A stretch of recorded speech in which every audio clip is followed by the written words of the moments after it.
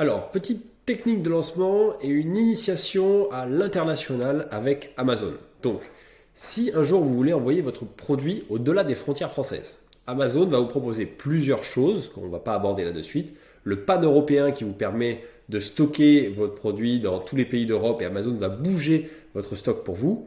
Ou bien vous souhaitez que vendre en Allemagne par exemple et vous pouvez envoyer du stock en Allemagne et donc activer des listings et vendre vos produits sur le sol allemand. Mais là, je vais vous parler d'une troisième méthode qui est beaucoup plus accessible pour un vendeur qui démarre parce que ces techniques vous obligent à vous immatriculer à la TVA dans ces pays et à vous déclarer la TVA chaque mois. Ça a un coût. Et quand vous venez de vous lancer, vous n'avez pas besoin de ça, clairement. Par contre, vous pouvez utiliser autre chose qui s'appelle le FN. Et tout simplement, vous allez vendre, et là on va voir le cas avec la Belgique, mais depuis votre stock français. Comme vous ne stockez pas dans le pays, vous n'avez pas besoin de vous immatriculer à la TVA. Je vous expliquerai comment on gère ça et je vais vous montrer comment ça se passe si jamais vous voulez vendre en Italie, en Allemagne, avec votre stock français. Tout simplement. Alors la première technique qui est censée être la plus simple, mais qui honnêtement ne marche pas toujours, vous allez tout simplement dans Modifier, vous allez sur votre listing et dans l'onglet Offre, vous descendez, je suis en Belgique, vous êtes dans l'onglet Offre, vous descendez et normalement ici vous avez les différentes marketplaces. Donc admettons vous souhaitez créer une offre en Turquie, vous activez la Turquie, vous renseignez un prix, vous appuyez sur enregistrer et normalement Amazon est censé créer une fiche produit en Turquie que vous pourrez par la suite modifier. Amazon va essayer de le traduire, en général la traduction est assez approximative tout simplement ensuite vous pourrez aller modifier et arranger votre listing. Parenthèse, si vous envoyez votre listing en Allemagne, en Italie, en Espagne, forcément, il va falloir le traduire. Il va falloir refaire une recherche de mots-clés dans le pays et il va falloir trouver un traducteur natif en lui disant voilà, je voudrais que tu me traduises cette fiche produit, mais que tu insères ces mots-clés dedans. Il faut que ça soit bien fait, sinon ça fait un travail assez dégueulasse. Donc c'est le coût de l'expansion internationale. Mais nous, on va voir ça avec la Belgique et la Belgique a une partie de son pays qui est francophone, donc vous pouvez tout simplement copier-coller votre listing français et le mettre sur la marketplace belge et vendre depuis votre stock français. Ça vous permet de toucher quelques clients en plus, il y a quand même 12 millions d'habitants et 12 millions de clients potentiels en Belgique. Comme vous le voyez, moi dans mon cas, ça ne marche pas, je ne sais pas pourquoi, mais Amazon m'interdit la fonction et par exemple, je ne peux pas utiliser ce système pour créer de nouvelles fiches produits. Donc je vais vous montrer une autre manière qui est beaucoup plus fiable.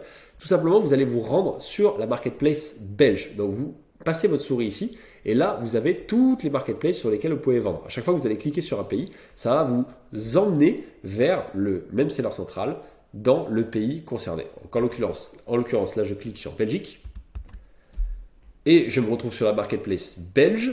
Mais vous voyez, Loose en Belgique, tout simplement. Donc là, vous voyez mes produits, parce que je les ai déjà rajoutés.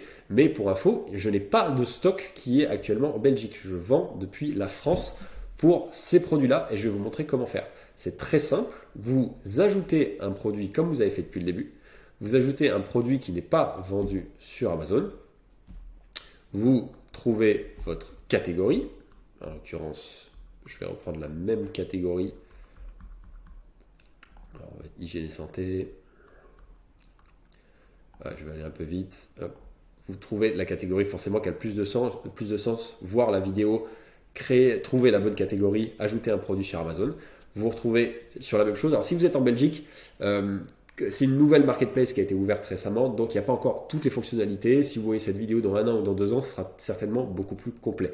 La seule chose qu'il y a à savoir que vous devez faire, c'est que dans le Product ID, au lieu de rentrer votre EAN comme vous l'avez fait en France, vous allez rentrer en fait l'ASIN et vous allez rentrer le même ASIN que sur la marketplace française, tout simplement. Vous allez copier-coller et grâce à ça, Amazon va faire le lien en disant ok, vous utilisez le même ASIN pour toute l'Europe. Donc de toute façon, Amazon va faire le lien. Ce qui va se passer, c'est quand vous allez donc créer votre fiche produit, ce qui est bien, c'est que ça va mettre un peu de temps à synchroniser, mais notamment vous allez récupérer les avis qui vont être ramenés de la marketplace française. Donc ça c'est pas mal, quand vous partez à l'international, vous partez avec votre réputation. C'est la même chose si vous partez aux États-Unis plus tard, vous allez ramener vos avis européens avec vous. Donc c'est vraiment très très puissant.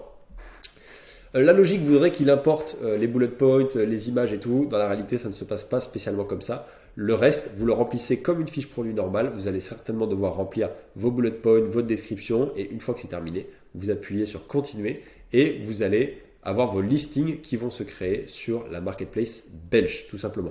Par défaut, l'EFN sera mis en place, c'est-à-dire que c'est votre stock français qui va l'alimenter. Si après vous souhaitez envoyer du stock dans le pays, vous n'aurez plus qu'à envoyer du stock dans le pays, send replenish inventory, et vous enverrez du stock dans ce pays-là après avoir autorisé dans vos paramètres le stock à sortir du pays.